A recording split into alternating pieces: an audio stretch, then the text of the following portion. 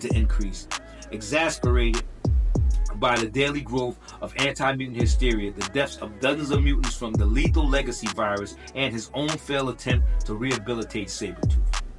Xavier reached the breaking point when anti-mutant humans killed a young mutant near the grounds of the Xavier Institute for Higher Learning, the secret base of the X-Men, that is. At that point, Onslaught awakened within him. Man, I'm really blah, blah, blah.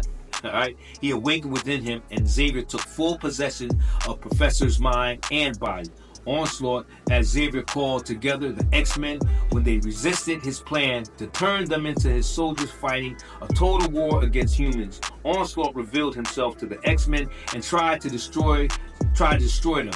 Bishop, remembering childhood stories of a traitor betraying and killing the X-Men, began to realize that the guilty party was Xavier as Onslaught. Bishop rescued his teammates, but Onslaught escaped, taking Xavier's body with him.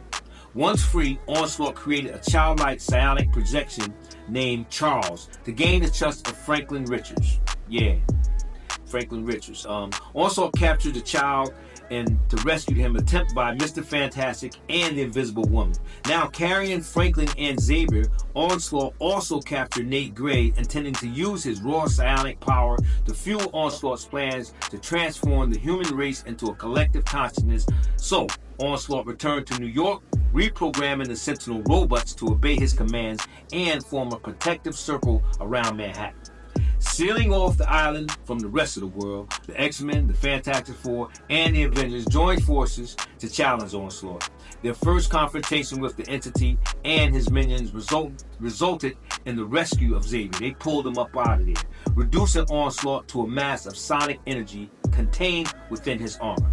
However, this also prevented Xavier from influencing the villain, and that was a problem. With his better nature, a second and final confrontation occurred at Onslaught's Central Park Cathedral, where the heroes made a number of attempts to free Franklin and X-Men from Onslaught's armor. During this next assault, Jean Grey uses her telepathy to suppress the part of the monstrous Hulk's mind that contained the rationality of his alter ego, Dr. Bruce Banner. With his new nearly feral intelligence pushing his rage and thus the strength to unbelievable levels, the Hulk battled Onslaught and tore apart his armor. The resulting explosion of sonic energy separated Banner and the Hulk, and Onslaught was left as an energy beam. Immune to most physical harm, Onslaught then used Franklin powers to create a second sun that would destroy the heroes and Manhattan.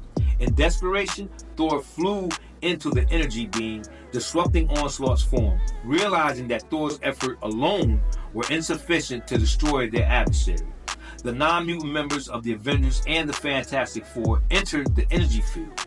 The X-Men were unable to do likewise, as it was theorized that if Onslaught, a being of mutant origin, came to possess a mutant host, he would become unstoppable. Onslaught dissolved, seemingly destroyed, along with the heroes who had thrown themselves into the rift. The remaining Sentinels were disabled, Franklin and Nate were rescued, and Manhattan was returned to normal. Later it was revealed that the Avengers and the Fantastic Four did not die or perish, as had been surmised rather. The heroes were reborn in a pocket universe created by Franklin. The Avengers and the Fantastic Four returned to their rightful home months later, possessing only the hazy memories of their time on Counter-Earth. Crazy dope story, the Onslaught Saga. Check it out, straight out of 1996. It's your boy Ra for Elm City Comic Book Collectors, episode number 7. Hit that like, subscribe, and join us and become a comic connoisseur. I'm out.